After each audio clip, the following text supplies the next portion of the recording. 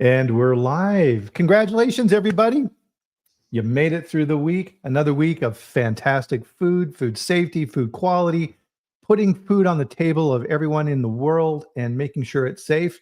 And if no one else tells you this week, Jose and I are going to tell you, you did a really good job. And we appreciate all that you do. If you're new, this is the Food Safety Chat, and my name is Bryan Armentrout. Welcome. Pull up a chair. Every week, we do a chat with an expert in food safety, quality assurance, regulatory, all kinds of fun stuff. And we have a conversation because this isn't a lecture. This is a chat. And the best part of the show, and I'm sure Jose is going to agree with me on this, is the interaction. And lately, we've been getting some amazing interaction with our fellow participants in the audience. And with that, we'll kind of jump in here right away and say, first of all, good morning to Jose Sabal of Sabal Food Safety Consulting. How are you, sir? I'm very well, Bryan. I already heard that you are very happy today. Yes. And I love your background there because we're also doing this on World Food Safety Day. So everyone, congratulations, Food Safety Day. Everyone out there who's taking this seriously like we do, we all appreciate what you do. And so it's always nice. Whenever I see that logo too, it's like prepare for the unexpected. I always think of Monty Python and the Spanish Inquisition sketch, right? No one expects the Spanish Inquisition. Now, if you're a younger person and you haven't watched any of the Monty Python movies or the sketches, hilarious. They are. It's one of my favorite. Once you start watching Monty Python, then you really, really get hooked on them. So little segue there, but always be prepared for the unexpected. Yeah. So one of the things we love to do here on the chat with everybody, and I'm always amazed, is let us know where you're at in the world. Of course, I'm in Loveland, Colorado, where it's going to be a warm day today, which is a relative term for someone who lives in Southern Florida. It is going to be 92 here today. How are things looking for you, Jose? No, 92, right? Yeah. Mm-hmm. Oh my goodness, that is very hot. I mean, right now we are in something like 80 something. You're going to be hotter than us. but no humidity. And at night, what's nice about Colorado, because of the low moisture content in the air, the temperature drops at night. So looking at my little thermometer here, it gets down to the mid 50s at night, which you guys never see. Yeah, I'm typing a hello to the group right now. Oh, there we go. Yep. It's interesting how it just says LinkedIn user for you. I don't quite understand why that is. I have no clue why that happens. And I need to type that into the LinkedIn, because if I type that in the chat in StreamYard, it is not going through. It's weird. Well, it is what it is. It is what it is. So at the end here, I'll give an update on my book back here and where we're at on that. And I'll give everybody a little more insights into my grief that I posted on LinkedIn. But excellent, Sean. Good morning. So one of the things that, and I'll probably embarrass you here, Jose, and we'll get into our topic here in a bit, is Jose's a bit of a Renaissance man. He loves learning new things. He's always on the go, compiling new information. That's why I love having Jose on the chat. And we'll get into his latest project here. But first, and Jose's right with it, everybody join us for your drink of your favorite beverage. Cheers. Cheers. What flavor of tea do you have today? Same, green tea. Green tea. That's a good choice. Green tea is always the a good choice. The other day I was looking at one of your chats and you mentioned something about some weird coffee from I don't know where. But you like to try different coffees. Oh yeah. So we went to I believe we did this in Malaysia. You've heard of Luwak coffee, right? Yeah, maybe. Yeah. So yeah, that's the coffee that the I forget what the animal is. I'm sure somebody in the comments here will let us know. They eat the coffee beans, then they retrieve the coffee beans afterwards, and then I'm going to leave it at that. It's early in the morning. So I've tried Luwak coffee. Duncan, hello, Duncan, in the afternoon. So Duncan coming up here in the next quarter is going to be one of the guests on the chat. So Duncan's going to be in the hot seat coming up. So it'll be good to have him there. So Man, there's a ton to go over here, so let's just dive in. So one of the things, Jose, as we were preparing for the chat, is you've been working on, as we referenced earlier, some master's degree work. You've been doing some work in the legal areas to learn more about how the laws work, but you came across some very interesting information regarding risk assessment, correct? Yep. So look at this, Bryan. I'm really enjoying going through this master degree right now, but I mean, you have no clue how much fun I'm having, which is weird because you are not going to expect hearing anyone that is going through a master's, having fun in doing that. Maybe a lot of people are doing that, but I'm just not aware. But to my point, and, kind of a link to my post this morning in LinkedIn, prepare for the unexpected.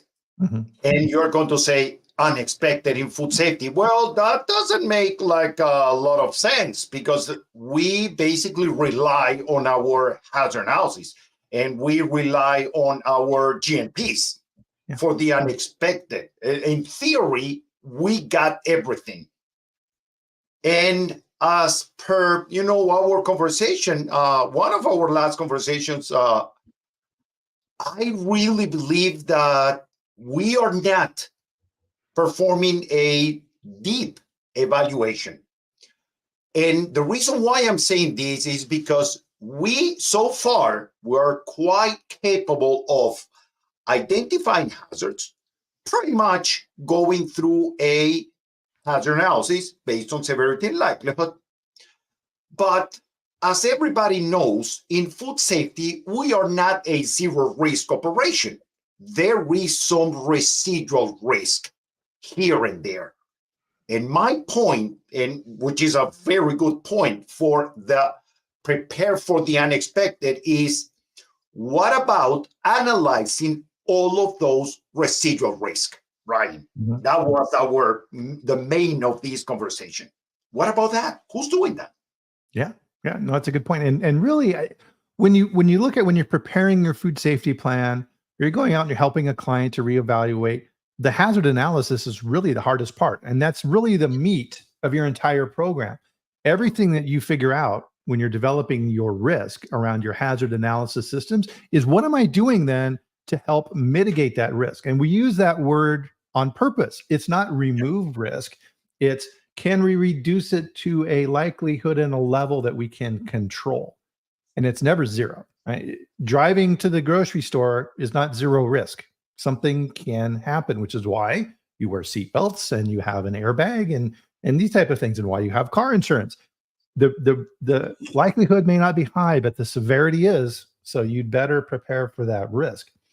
Now, one of the things that we always do on here, and Jose, you've created this habit in me, is that you need to first define your terms and your definition so that we're all speaking the same language.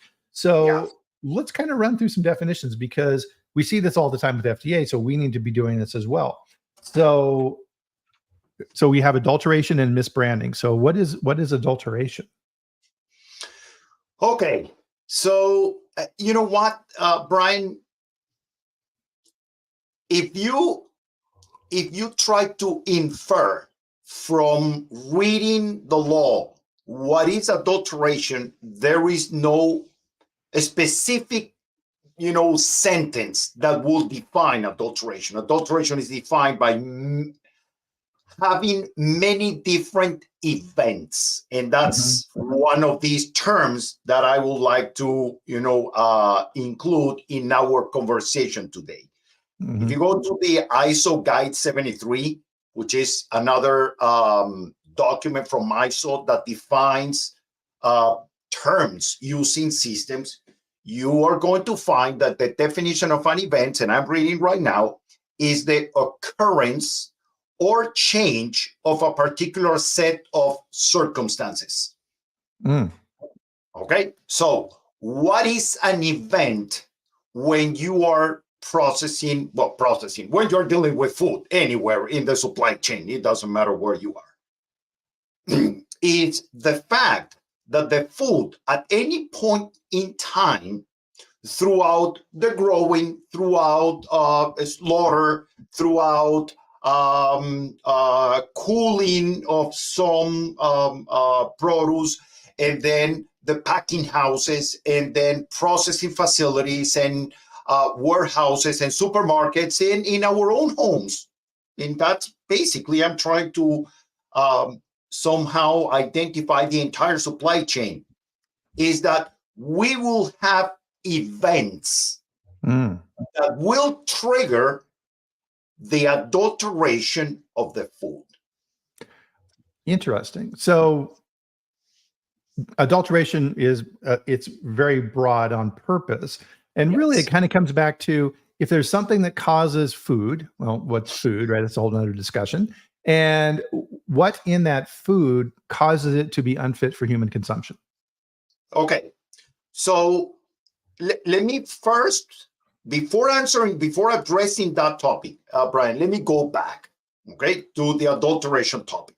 If you go to the law, you are going to find that one way that the product could be adulterated is one of the definitions, one of the examples of an event that will cause adulteration is that if the product contains any, in whole or in part, any filthy, putrid, or decomposed substance, or if for whatever any other reason, the product is just identified as unfit for food, the product is adulterated. And adulteration is a prohibited act in the law.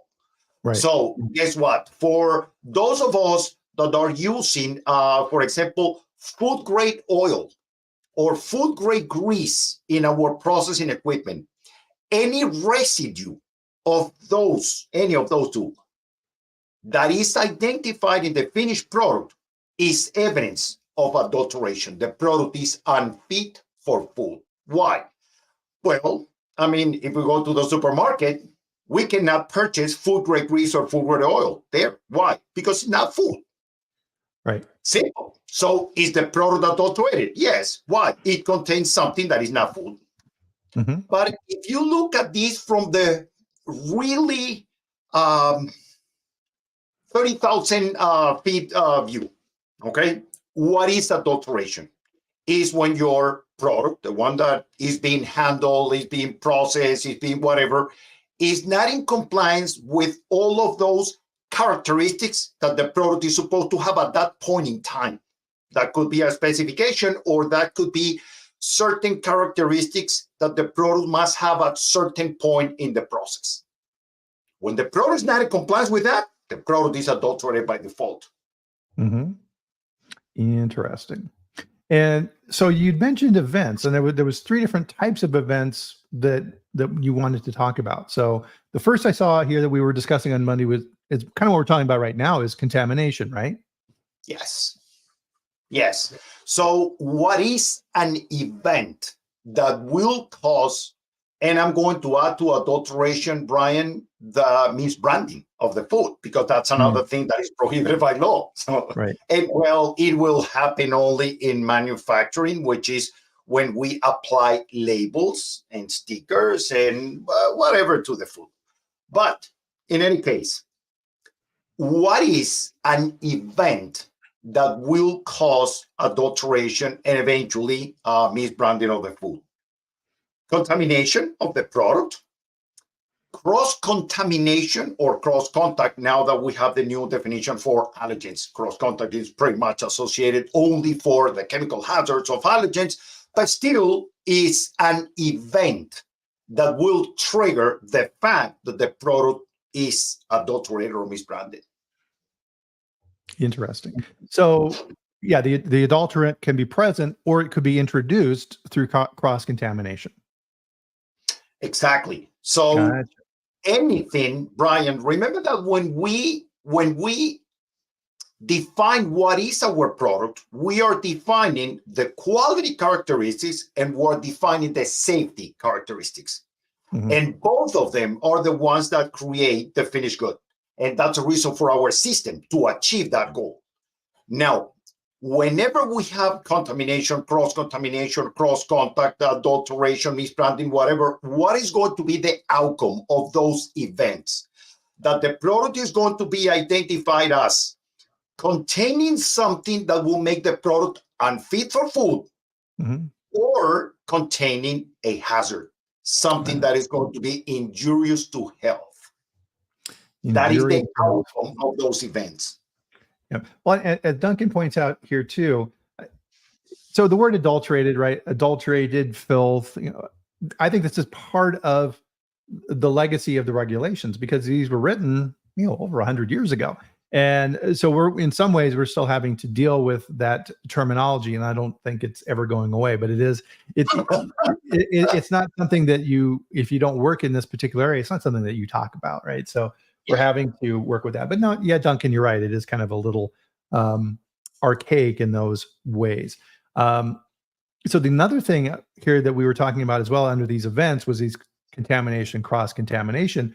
But there's also then tracking it back. And as Duncan's talking about, once you're doing your investigation of how did this happen, which is known and unknown, right? Yes. So look at this, Bryan. One of the really interesting points that I'm figuring out going through this master degree is that when we control, we have several, we actually have 4 types of controls. Controls is kind of a generic terminology.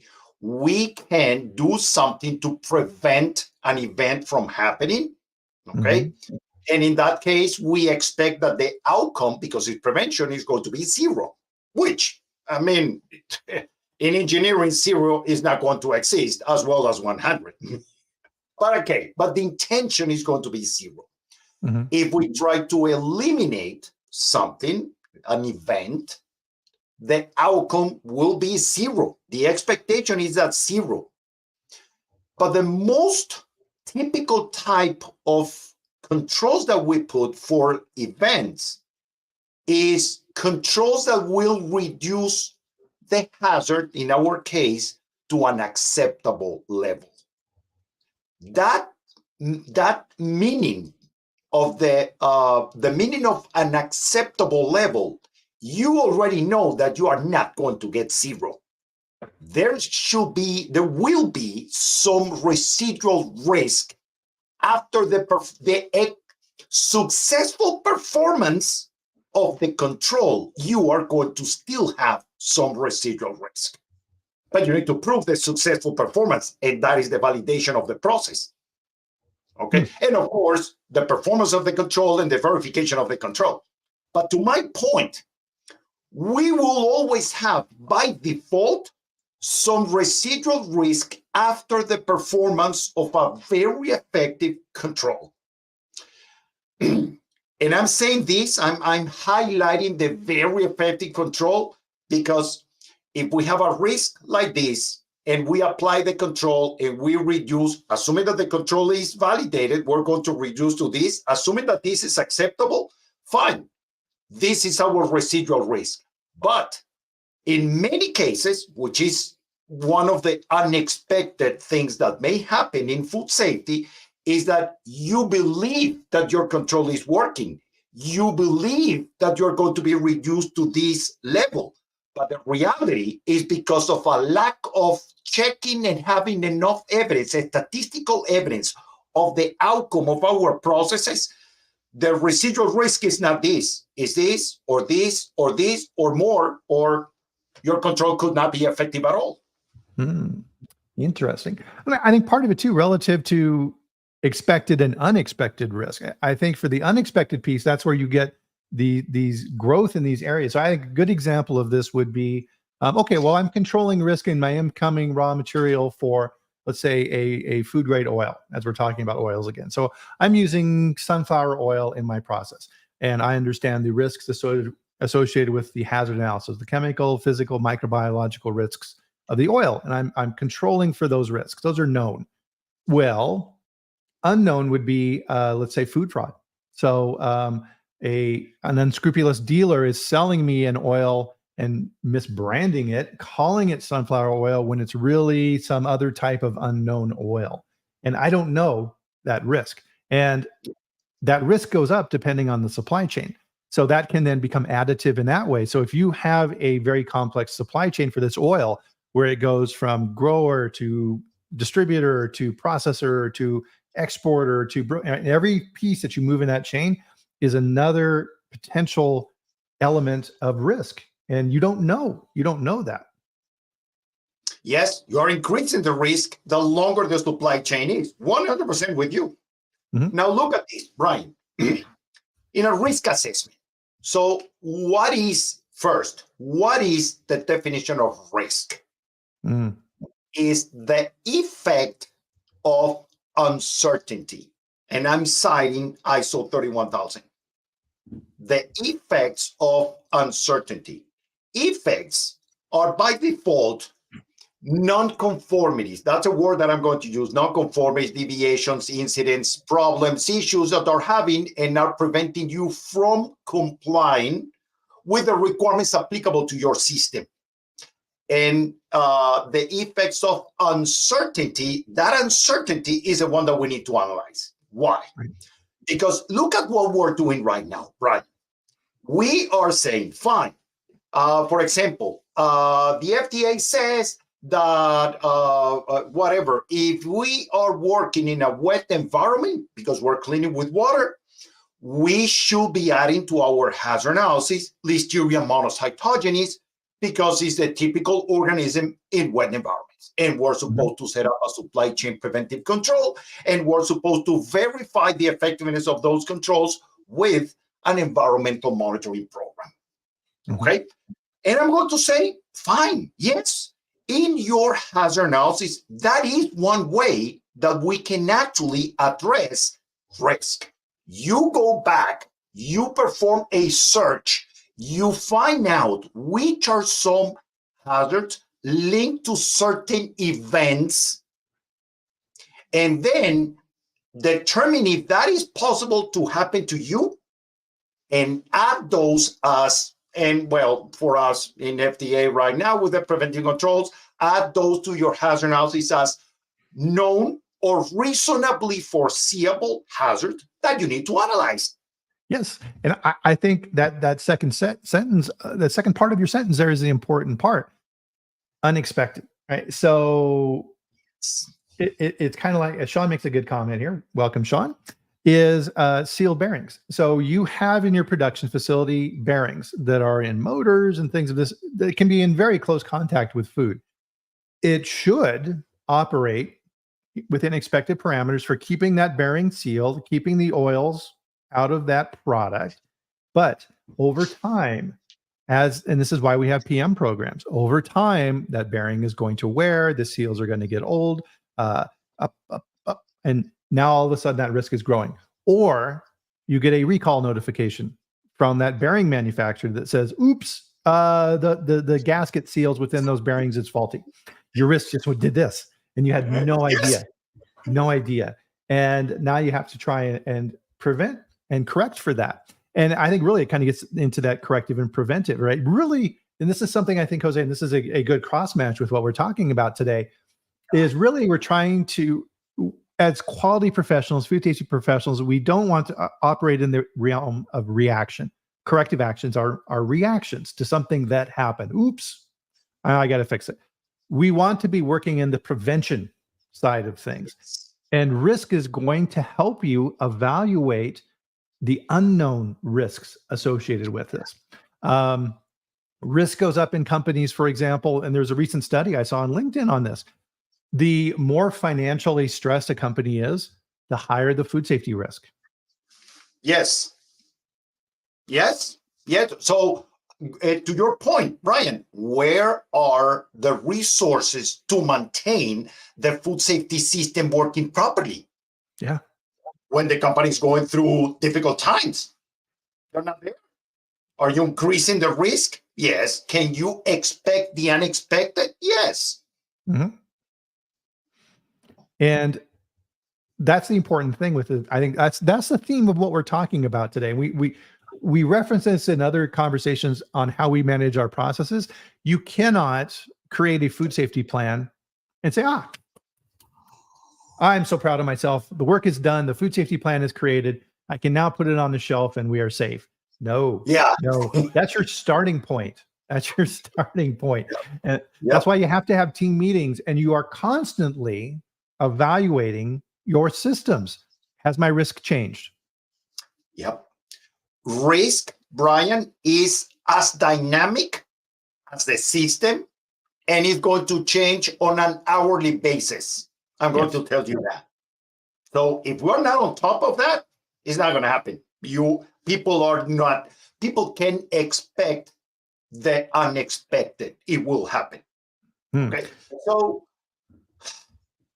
one way to identify those known or reasonably foreseeable hazards is, looking back and see what happened to other people and what is happening in the industry, what is happening with products similar to ours, and so on. Yeah. But the second thing, Bryan, which is what is really amazing about the master class, is about random and not expected things that will happen. And they will happen. Those are the ones that we cannot identify. They are not part of our hazard analysis because we cannot identify them. And that's when we have those events that are called black swans. You see now? So it's not just about looking at the history of what happened in the past and then use for the future. Yes, that's one way. And certainly that is the most likely. But all of those are things that are identified, that we know that they will happen in the absence of controls. But the second portion is that we can never say, because it has never happened to me, it will never happen in the future. I was reading a warning letter that was sent by the FDA to someone that the guys do not have, they produce ready-to-eat product exposed to the environment before packaging, and they do not have the environmental hazards added to the hazard analysis. And the FDA went there and gave them a warning letter because you cannot say that because it never happened to you, it won't happen in the future. There is no correlation between those two things. That's one of my pet peeves. If I'm talking with, and this happens more with people who don't understand risk and who don't work in food safety. We need to do this for food safety or whatever. You're talking with senior management. And if someone says, well, we never had a problem before, Bryan. Okay, that person doesn't understand. Right? Red flag number one.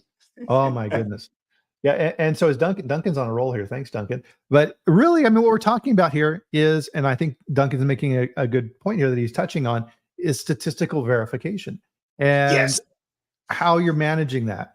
To your point, and this is why statistics is so important in what we do.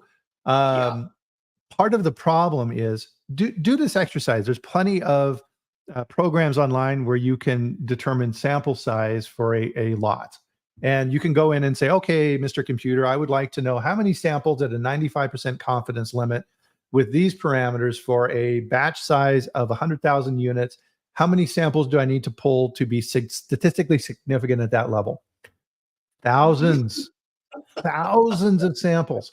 And no business is going to do that. Because you go bankrupt sampling. So you have to figure out what level of risk for these particular parameters am I willing to tolerate? And you have to evaluate that based upon all of these elements, the known, and what we're talking about here today, the unknown, because the unknown is what gets you. Yeah. So to your point and to Duncan's point, Bryan, look at this. In food industry, we receive an ingredient. And we receive with ingredient, and I'm going to use as an example, black pepper. And we receive ready-to-eat grounded black pepper. And we receive a COA that says no salmonella was detected in this lot. And let's say that there is another COA that says no aflatoxin detected in this lot. Let's say, okay, what is everybody doing right now? We are doing right now as a community. Oh, COA with saying that no salmonella present, good to go. Use the ingredients. Okay. And it is possible, likely, I'm going to say that you read one of my latest posts of this FDA warning letter that was sent to a company in China. Because when the FDA went there and they were looking for the support for the COA that they generated to sell the product, there was no testing. And the guy said, no, we're sending the COA saying that there is nothing there, but we don't have the background. We don't have the evidence to prove that. uh-huh. So in that case, what is the residual risk? 100%. Yes. Are you going to have salmonella at some point in that product? Yes, you will. 100%. Mm-hmm. So the hazard was not reduced because you receive a COA, unless you verify that those COAs are really, are the reality. The right. Yeah. Or let's say, for example, you talk to that and there is a salmonella recall going on right now for pepper. And you talk with them and you say, okay, you send us a COA. Yes. And you test. We'll say in this example, yes, they do. Yes, we test. Great. What's your sample size? Oh, well, we test 25 grams every year. What? No, right? And what methodology do they use? And all of these type of activities that you need to, and this is why within FSVP, for example, okay, fine. You ask for the information on your food safety plan, verify it. How do they actually manage this? Because of what we're talking about here, unknown risk. So as we look at this list of things that are unexpected, the first point that you made on it, what we've been talking about, Jose, is know the law. And laws are not regulation. Yeah. So let me add something to your last comment before getting there, Bryan. Okay. So you mentioned about the COA. Let's say that we receive a COA and that the COA is the real result of a test that was performed. Okay. Mm-hmm. We have a lot. We took a sample from that lot. We test the sample and the sample says listeria, salmonella, whatever that is, not detected in, what was that, 375 grams? Right, yeah, so for class 2, yeah. Okay, there you go. So not detected. Well, what is the residual risk? For a lot of us in the food industry, we're going to say, oh, the COA says that salmonella was not detected. Fine, we can use it. Well, let's use the statistics to understand what that COA is saying. So they took 375 grams out of what? What was the entire lot? Oh, say the entire lot was 1 million grams. 1 ton of product. 1 million grams is not that much, actually. 1 ton of product. And I'm talking, I'm not talking 1 ton in imperial, but metric. Metric ton, yeah. Yeah, 1,000 kilos, 1 ton. Okay, so what is the representation? Well, divide 375 by 1 million.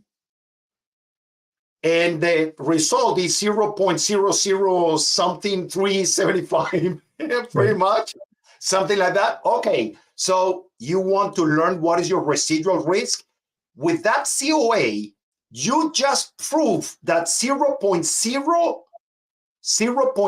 most likely 0.003% of the lot that you're receiving is not adulterated, which means that 99.97% of the lot could be adulterated. So are you really reducing the risk to an acceptable level by receiving a COA for 375 grams? Mm-hmm.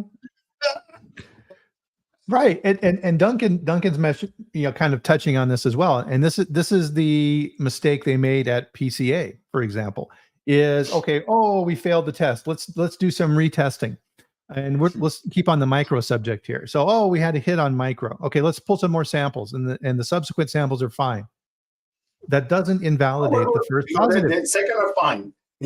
No, yeah, and I think this is something that non-technical people, we need to understand and explain to them, because micro is very different than chemical, and that micro is it's not a uniform sample. So if you're looking at pH, within a sample lot, it's probably your level of confidence is going to be much higher in that result. Micro is here, right? You're trying to find that pocket. And to your point earlier, present, not present, not present, not present, present. Doesn't mean that first result is invalid. I explained this to a plant manager one time, and I said, okay, if we have a positive, you want me to retest? Yes. Yeah. What about a negative? And he went, what? I'm like, you've never come to me and said, hey, Bryan, I saw the coliform results for the run yesterday and everything was less than 10. I don't believe that. Let's do a retest because I think we had a micro issue, right? No, they never do that, right? And then a light kind of went off and he's like, you're right. I'm like, yeah, think about it that way, right? You can't invalidate that result. And that's why if FDA, for example, you have a hit, as you were talking about earlier, in your environmental testing, listeria, and you do more sampling and those are all negative, that does not invalidate that first positive, ever. Bryan, and what about the percentage of potential, percentage of having a result that is not the right one? Because there is no test that is 100% perfect. They all have a little percentage, little or bigger, I don't know, but there is a percentage of chances that you're going to get a wrong test. Yeah. You need to add that because that is unexpected. On a regular basis, that is unexpected. Mm-hmm. And this is why I think, so a company that's very good at this is Nestle. So if you're working with Nestle, and let's say that you're brand new, Nestle has tiered sampling programs, and they will say, you're a brand new supplier to our facility. We require a very heavy sampling program. Mm-hmm. And over time, and this is what we're talking about here, is variability reduction over time. Essentially what Nestle is saying within their specifications and their testing protocols is you have to prove to us over time that you're reliable. Yes. As Sean's talking about here, you cannot rely on snapshots. And Nestle says, okay, over a period of time, if you demonstrate that you have consistency, well, now you're reducing your variability. Oh, great. We're going to move you down to this testing tier. And finally, we're going to move you down to this testing tier, our most trusted suppliers. We don't have to pull as many samples as we did. Now, guess what? If you have a hit, Nestle says, you're back up here. Now we're going to go back to heavier sampling because you've demonstrated variability in your process. That's really smart. Well, it's the outcome of reality, is the outcome of the residual risk that is there just because of the test result. Yeah. Now, going to your question, Bryan, why looking at the law, why understanding systems, why understanding regulation, why, like Duncan was pretty much saying throughout the chat, why relying and using statistics for what we're doing? Is because it's not just about our ability to perform an assessment on the effectiveness of our controls, for which we will need a significant number of data in order to prove that our controls are effective to whatever is the level that we're saying. Mm-hmm. Is our ability to grab that residual risk and make sure, like you were perfectly describing right now with Nestle, that we are constantly assessing that residual risk according to all of the data that we have. Right. Well, and it's very interesting because there's a theme developing around this conversation, right? So we're taking an abstract concept and making it real. We're concretizing it. And I think the flaw that we need to be very careful about in food safety is we forget about the time element. Everything that we're talking about here, Jose, is over time, risk over time. And we forget that over time component associated with risk. Yeah. Yep. I remember, and this is funny to mention, but it's a very good point to describe now. I was helping a company in Miami, and they mentioned that for whatever, I don't recall, 10 years to say something. They always receive product from this company in Spain, perfect, labeling perfect, weights perfect, the taste, and everything was perfect. Suddenly, they start having issues. Oh my goodness, the product came with the wrong label. The product came and it was low acid canned food, but they were not fully filled.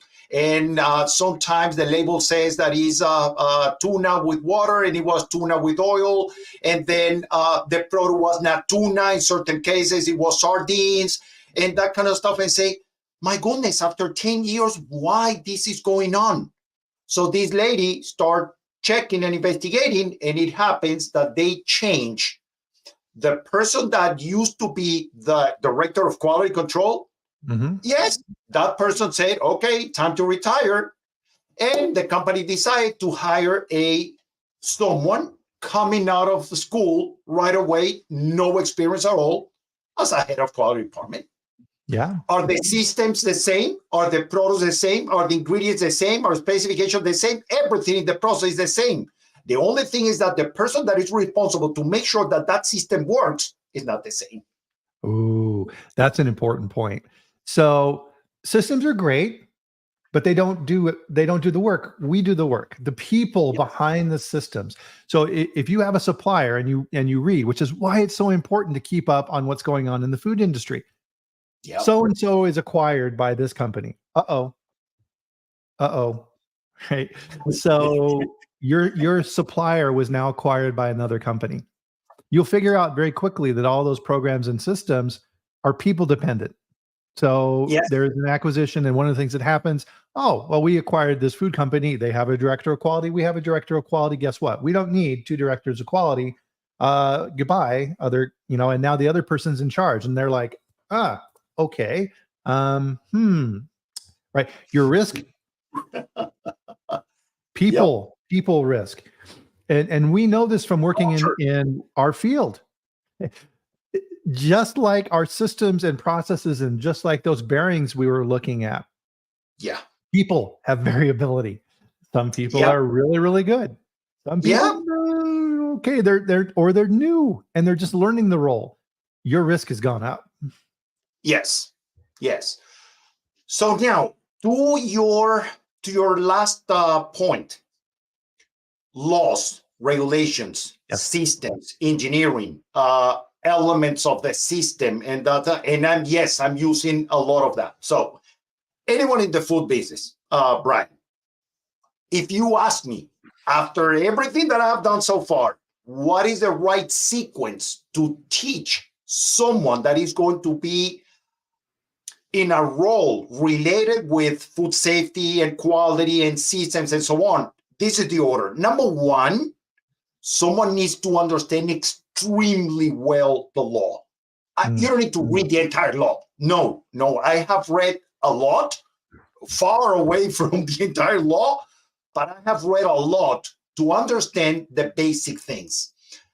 If you develop systems, we rely on definitions. And you mentioned this this morning when we started about definitions in a system. Well, the definition of food, the definition of a food additive, the definition of adulteration, the definition of a dietary supplement, the definition of a drug, and all of those definitions are in the law, not in the regulations. The regulation says, the definition of food, go to the law in this section, you're going to find the definition there. So the first thing that we need to be clear is about definitions. I was attending a webinar for corrections and corrective actions and preventive actions a few days ago. And we still have the same issue. We don't have the proper understanding what is a correction, what is a corrective action, and what is a preventive action, because they're all different. And when people say correction and preventive action, well, hold on. Can you please explain me what that means?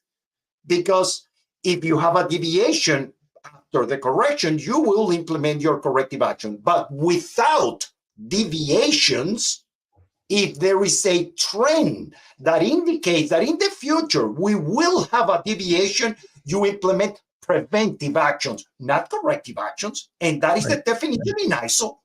So are we standardizing the definition that we're using in our systems and using ISO as a reference because it's already written?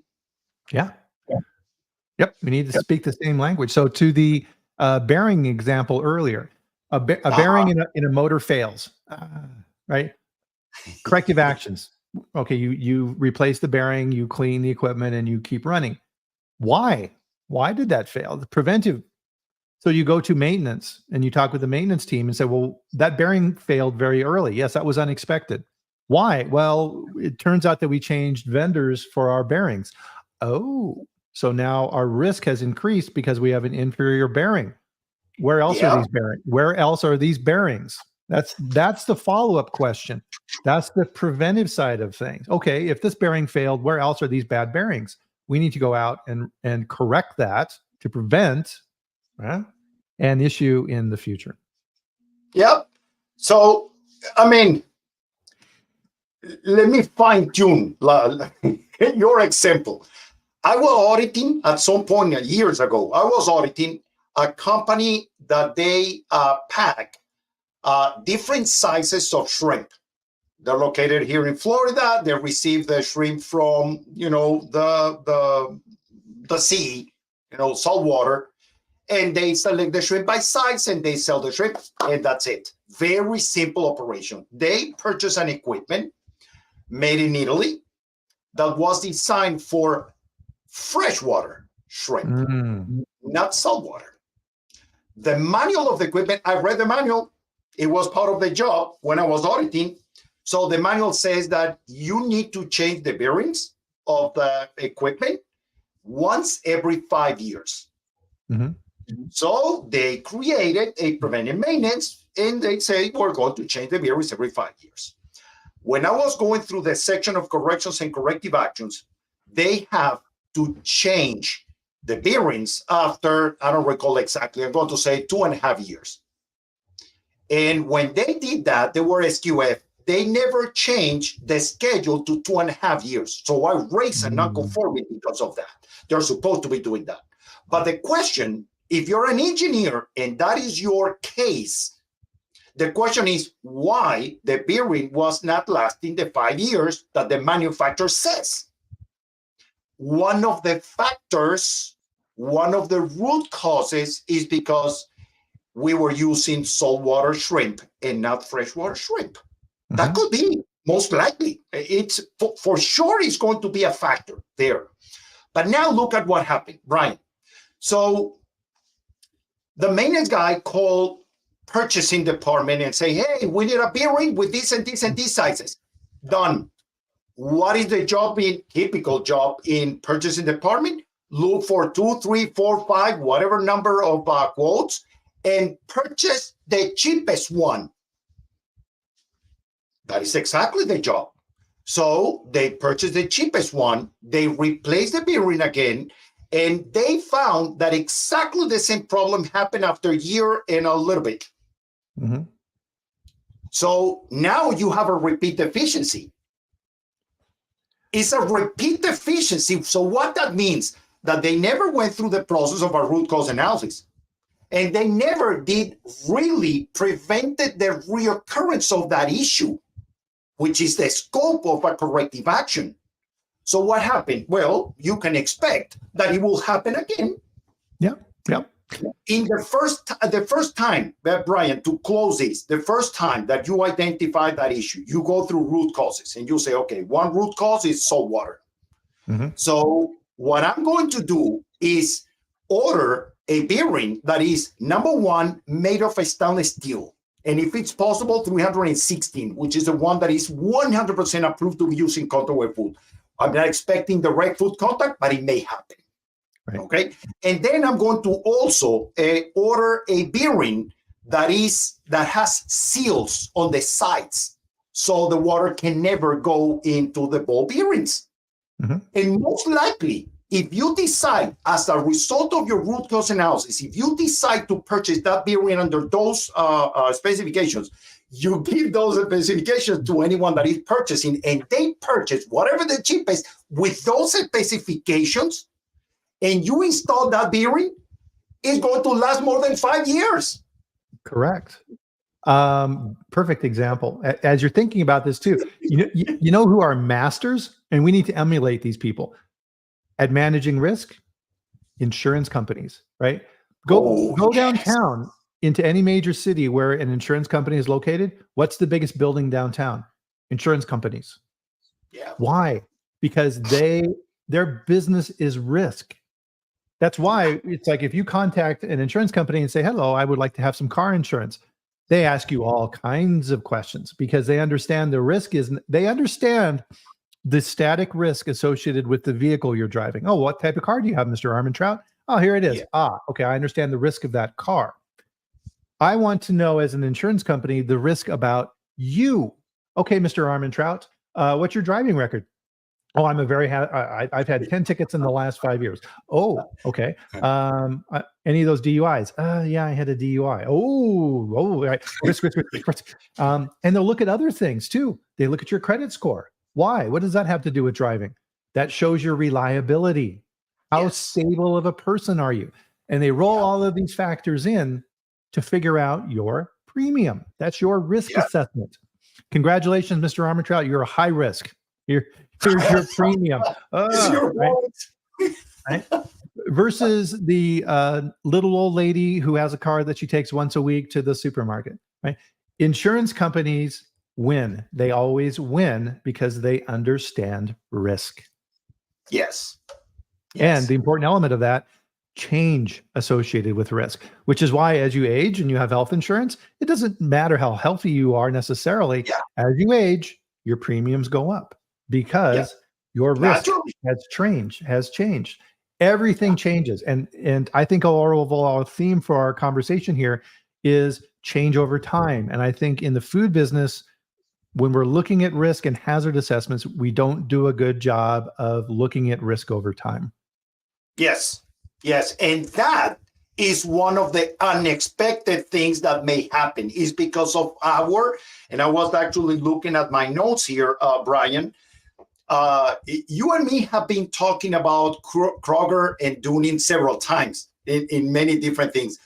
It's the same. And I have a quote here from the research paper. It says, people reach erroneous conclusions and make unfortunate choices, but their incompetence robs them from the ability to realize it. That was one of the conclusions of that paper. The fact that we are taking a preventive control for human food, a HACCP class, an allergen management class, the fact that I'm going right now through the master degrees in risk management, or that I attended to a class for lawyers in Washington, D.C., that is a class, Bryan. That is a class. And do I have a certificate? Yes, I do have one. Does that mean that I'm really using that information to start thinking about that, how that is going to impact my consulting business and my teaching activities and eventually events like this one, and share not only the knowledge, but share the actual use of the concepts? That's when we really need to think about. We are very proud as humans. We're very proud of our achievements in taking those classes. But one thing is taking a class and gathering the knowledge, and a totally different one is being capable of implementing that. Yes. And so part of this is as people who are managing risk is continually evaluating risk. Why do I post 2 or 3 times a week in the locals group recalls? Because that is an element of risk. Is what are the new elements I need to be aware of and looking at? Based upon that research and that information, will I ever purchase enoki mushrooms? Oh my God, no. Do I normally eat them? No. But now I know that there are almost every single month, there's a recall for imported enoki mushrooms for listeria. Yes. Right. The risk of that occurring very, very high. So I don't care. And this is part of what we preach on this show as well, Jose, is if I work in an enoki mushroom plant in China and I have pristine programs and all of these type of things, that's great. But the categorical risk is high. Yes. As a consumer, I don't know, right? And then again, now we're back to statistics again. I don't know which are the good suppliers and the bad suppliers. Therefore, I'm going to avoid them all. Yeah, pretty much. Yeah. So you need to look at it from the consumer view as well. This is a ton to pull in, but I think part of our messaging here, and we'll bring this back up to the 30,000 foot, is change, right? Prepare that nice message for this food safety day. Prepare for the unexpected. Unexpected is risk. Yes, unexpected risk. The things that you are not expecting, the black swans. Yes.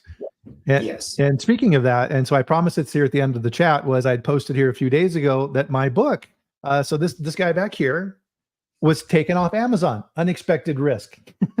I got an email from Amazon that says, we have removed your book from our site because we think this is uncopyrighted material and blah, blah, blah. And I'm like, what? And so now all of a sudden, my risk profile had changed. My book had been removed from the site. So I had to try and negotiate through email to find out what was wrong. And they did a very, very poor job of trying to explain it. The only way I really found out was from talking with another friend of mine who said Amazon is getting a high level of people who are creating new books with AI. So they're not really writing the book. They're just saying, hey, AI, write me a book on this subject. And AI goes out and takes all these things from other different people, copyrighted material from other people, and prepares a book. And I didn't know this at the time. And that's why they flagged it, because of one field in there that they didn't like in my site for how you manage the book. And so they pulled it. And I could not convince them that I wrote this book.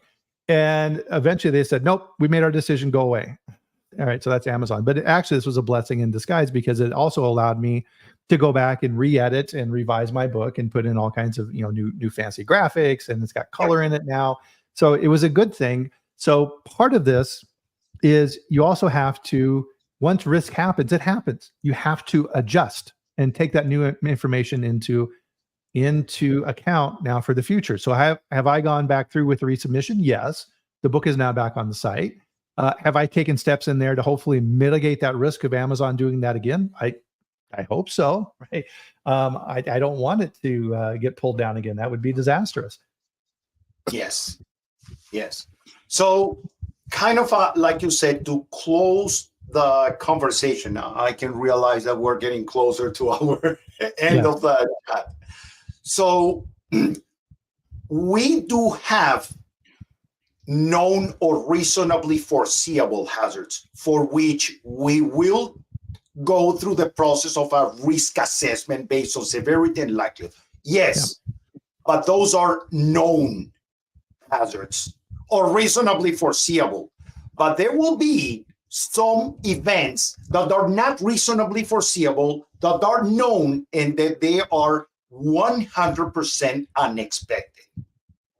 What do you do in those cases? And from risk management, I can tell you that the preparation of a crisis management program is critical, because that is the way that you deal with those unexpected things. Because like you said, Bryan, once it happens, it happened. You just need to deal with that thing the best you can. Are you prepared for that? Right. And a closing thought for me on this, for everybody, and this is an important lesson, is you need to, as the food safety professional in your company, explain this to other groups so that they understand risk, because you don't want to be put in a position where an event happens and then people say, oh, well, quality must have failed because that happened. No, you cannot guarantee 100%. No one can. So you need to make sure the organization understands that you're managing risk. You have car insurance. Could you get in a wreck? Yes. Right. Will it be your fault? Probably not. Right. A teenage driver rear ends you while you're at a stoplight. Who knows? But it's never 100%. So you need to make sure they understand that. And in organizations, they'll say something like, oh, well, we had a quality issue. Right. And they'll try and say that example of risk that manifested in that situation is somehow your fault. No, it's not. You need to make sure that they understand that, or you'll be put in a awkward position. Yep. Yeah. Yep. Perfect. So I'm going to put here in the chat a link, a giant link to the new book. So please, if you've already purchased it, one of the things that can help out, one of the algorithms on Amazon is reviews. So go in there and review. So Jose said he was having some problems, so it may not work. Let me know if that happens. You may not need it, but you may know someone else who needs this book. So anything that you can do to help me get my book back up where it needs to be, I would appreciate that. So with that, Jose, we're out of time already. Yes. But before we go, I'd be remiss if I didn't ask this. What about yourself? Is there anything coming up that you would like to let people know about? Well, I mean, by going, the master is about generic management of risk. So the classes are risk in industries, general risk of, I don't know, OSHA risk, for example. This month are risk, financial risk. And I went through a lot of backgrounds and a lot of things that potentially, because we live in a system world, will somehow impact our companies. I remember at the university, one of my professors says, guys, what do you think why we have systems in place?